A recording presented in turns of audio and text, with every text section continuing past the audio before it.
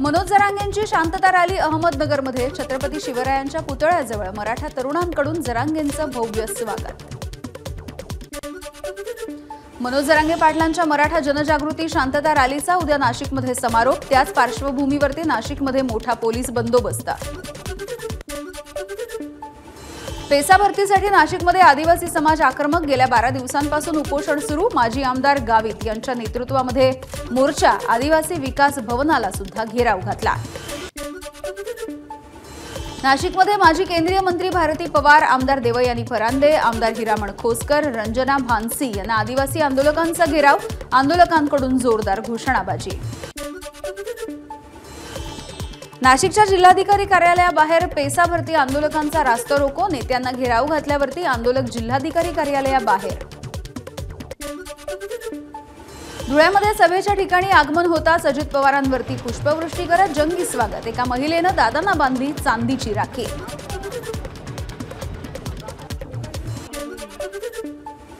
या हाताला बहिणींची राखी असेपर्यंत जीवाला धोका नाही। अजित पवारांची धुळ्यामध्ये भावनिक साथ। गुप्तचर वार्ता विभागाने दादांच्या जीवाला धोका असल्याने सुरक्षेत वाढ केल्यानंतर दादांचं वक्तव्य।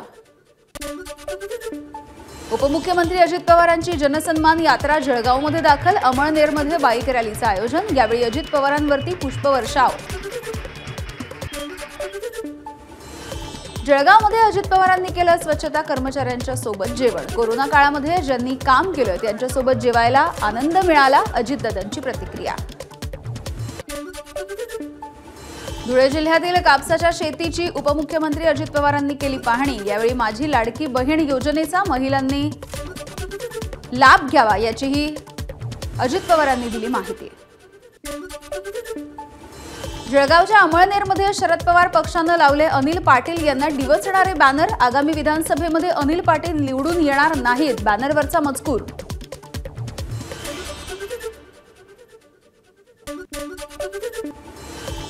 मुख्यमंत्र्यांनी मराठा आरक्षणाबद्दल सर्वपक्षीय बैठक बोलवावी। जरांगेंना सुद्धा बैठकीला बोलवावं, शरद पवार यांची मागणी।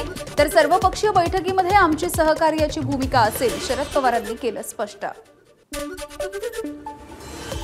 आरक्षणाच्या संदर्भात सर्वपक्षीय बैठक घेण्याच्या शरद पवारांच्या निर्णयाचं स्वागत। ओबीसी मराठा वाद शांत झाला पाहिजे, निवडणुका असल्यामुळे यावरती निर्णय होणं अपेक्षित, छगन भुजबळांचं वक्तव्य। वक्फ बोर्ड कायद्याबद्दल काही चुकीचं घडत असेल तर चंद्राबाबू नितीश कुमार यांची मदत घेऊ। अजित पवारांचं वक्फ बोर्ड विधेयकाबद्दल मोठं वक्तव्य। वक्फ बोर्ड बरखास्त करण्याची भूमिका उद्धव ठाकरेंनी का मांडली नाही? उद्धव ठाकरेंनी आपली भूमिका स्पष्ट करावी। शिवसेनेचे खासदार नरेश म्हस्केंची मागणी।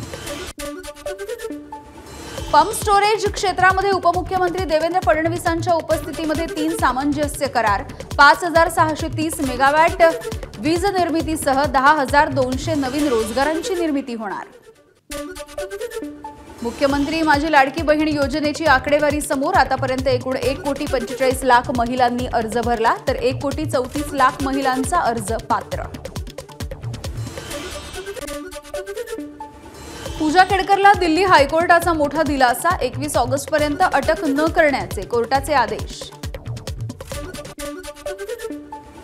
समृद्धी महामार्गावरती होणार 7 कृषी केंद्र। महामंडळाचा सविस्तर प्रकल्प अहवाल 15 दिवसांमध्ये जाहीर होण्याची शक्यता। जमिनींच्या मोबदल्यात 30% विकसित भूखंड सुद्धा दिला जाणार। उपमुख्यमंत्री अजित पवारांनी आदेश देऊनही आणि पालकमंत्री दादा भुसेंनी बैठक घेतल्यानंतरही मुंबई नाशिक महामार्गाच्या कामामध्ये सुधारणा नाहीच। महामार्गावरील खड्डे अद्यापही जैसे थे। पनवेल महानगरपालिकेकडून शहराचा विकास आराखडा तयार। शहरामध्ये उद्यानं, मैदानं, रुग्णालयं, दळणवळण सुविधा यांच्यासह अन्य गोष्टींचा आराखड्यामध्ये समावेश। मुंबई विद्यापीठाच्या सिनेट निवडणुकीमध्ये ठाकरेंच्या युवा सेनेचे आणि अभाविपचे 10 उमेदवार रिंगणात, तर छात्र भारतीचे 4, मनसेचा 1 उमेदवार निवडणूक लढवणार। शिंदेंच्या युवा सेनेचा एकही उमेदवार निवडणुकीमध्ये नाही। नॅशनल इन्स्टिट्यूट रँकिंग फ्रेमवर्क 2024 मध्ये मुंबई IIT देशातील सर्वोत्तम शैक्षणिक संस्थांच्या यादीत 3ऱ्या स्थानी, तर इनोव्हेशन शैक्षणिक संस्थांच्या यादीमध्ये देशात पहिल्या स्थानावर। भाजपच्या मुंबई कोअर कमिटीची उद्या महत्त्वाची बैठक. मुंबईमधल्या जागांच्या संदर्भात चर्चा होणार. भाजपचे मुंबई अध्यक्ष आशिष शेलार यांच्यासह कोअर कमिटीचे सर्व सदस्य उपस्थित राहणार. सोनं स्वस्तामध्ये देण्याच्या नावाखाली नागरिकांची फसवणूक करणाऱ्या टोळीचा खार पोलिसांनी केला पर्दाफाश. आतापर्यंत 3 जणांना पोलिसांकडून अटक. आरोपींमध्ये महिलांचा समावेश. मुंबईमध्ये येणाऱ्या भाजीपाल्याची आवक घटल्यामुळे दरामध्ये वाढ. वाशीच्या मार्केटमध्ये वाटाणा आणि गवार 150 रुपये किलो, तर भेंडी आणि कोबी सुद्धा 100 पार. कोल्हापुरातील केशवराव भोसले नाट्यगृहाच्या पुनर्बांधणीसाठी हालचाली सुरू. खासदार शाहू छत्रपतींनी बोलावली सर्वपक्षीयांची बैठक. हसन मुश्रीफ, धनंजय महाडिक यांच्यासह नेते मंडळी आणि पदाधिकाऱ्यांची उपस्थिती. खासदार शाहू महाराजांनी आयोजित केलेल्या सर्वपक्षीय बैठकीमध्ये संभाजीराजे छत्रपती आक्रमक. नाट्यगृहाच्या पुनर्बांधणीमध्ये कमिशनचा घोळ झाल्यास हसन मुश्रीफांना जबाबदार धरलं जाणार, संभाजीराजेंचा इशारा.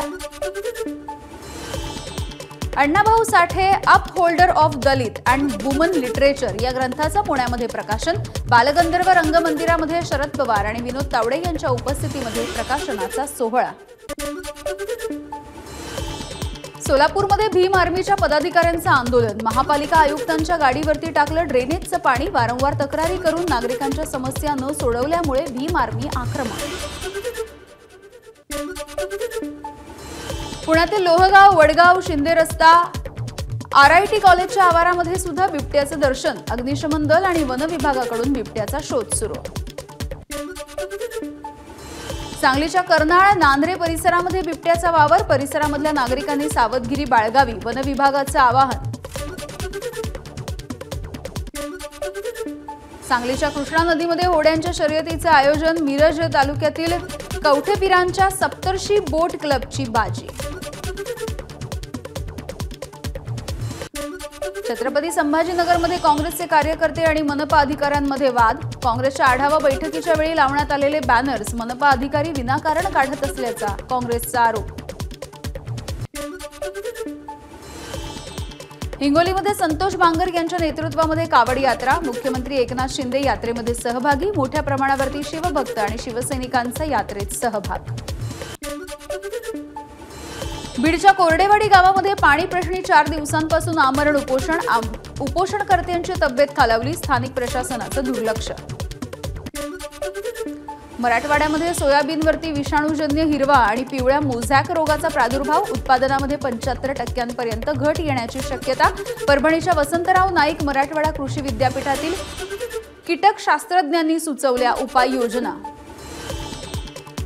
नागपूरच्या सिमेंट रोडच्या अर्धवट कामाची उपमुख्यमंत्री देवेंद्र फडणवीसांनी केली पाहणी. पाहणीच्या नंतर तात्काळ कामाला सुरुवात. अमरावतीच्या बडनेरा मतदारसंघातील महिलांना लाडकी बहीण योजनेच्या प्रमाणपत्रांचं वाटप. रक्षाबंधनापूर्वीच महिलांना रवी राणा यांच्याकडून साडी चोळी भेट.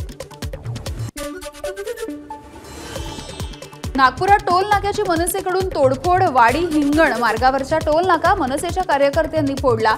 नियम मोडून टोल आकारला जात असल्याचा मनसेचा आरोप. नागपूरच्या VNIT रोड परिसरामध्ये हिट अँड रनची घटना. उभ्या असलेल्या कारला मागून दुसऱ्या कारनं दिली धडक. अपघातामध्ये कारमधील 1 जण जखमी. पोलिसांकडून आरोपींचा शोध सुरू.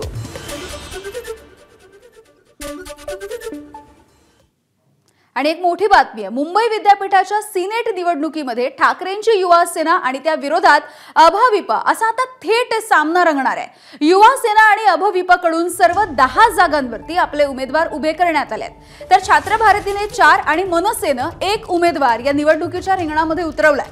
शिंदेंच्या युवा सेनेनं मात्र एकही उमेदवार सिनेटच्या या निवडणुकीमध्ये उतरवलेला नाहीये. 22 सप्टेंबरला सिनेटच्या 10 जागांसाठी ही निवडणूक होणार आहे.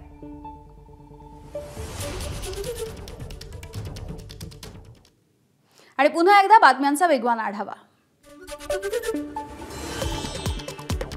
नागपूरमधली अनियोजित विकास कामं आणि चुकीच्या पद्धतीने बांधण्यात आलेल्या सिमेंट कॉन्क्रीटच्या रस्त्यांची चौकशी करा. काँग्रेसची मागणी. नागरिकांचा पाठिंबा घेण्यासाठी काँग्रेसकडून टोल फ्री क्रमांक जारी. भंडाऱ्यामध्ये शिवसेनेच्या वाहतूक सेनेचं अभिनव आंदोलन. ढोल वाजवून RTO वाहतूक निरीक्षकाच्या खुर्चीला घातला हार. आठवड्यामधून 3 दिवस RTO वाहतूक निरीक्षक कर्तव्यावरती हजर राहत असल्याचा आरोप.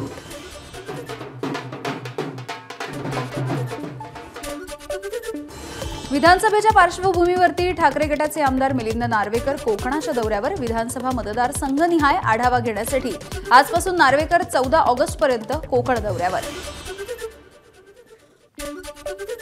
उरण हत्याकांड प्रकरणामध्ये यशस्वी शिंदेचा मोबाईल पोलिसांच्या हाती. मात्र पावसामध्ये भिजल्यामुळे मोबाईल सुरू होण्यासाठी अडचणी. फॉरेन्सिक लॅबला मोबाईल पाठवला जाणार. सिंधुदुर्गामधील कुडाळ शहरातील स्टेट बँक ऑफ इंडियाचे एटीएम चोरट्यांनी फोडलं. 2 जण ताब्यात. 2 जणांकडून 2 कॅश बॉक्समधील 12,65,000 जप्त. रत्नागिरीच्या देऊळमधील कातळ शिल्प अखेर संरक्षित स्मारक म्हणून घोषित. राज्य सरकारच्या पर्यटन आणि सांस्कृतिक कार्य विभागाकडून या संदर्भात अधिसूचना जारी. बहरलेल्या पुलांमुळे कोकणातील निसर्ग सौंदर्यामध्ये भर. गुहागर तालुक्यातील वेळणेश्वरमध्ये जात असताना रस्त्यालगतच्या कातळ सड्यावरील जांभळ्या रंगांच्या फुलांची पर्यटकांना भुरळ. एबीपी माझा, उघडा डोळे बघा नीट.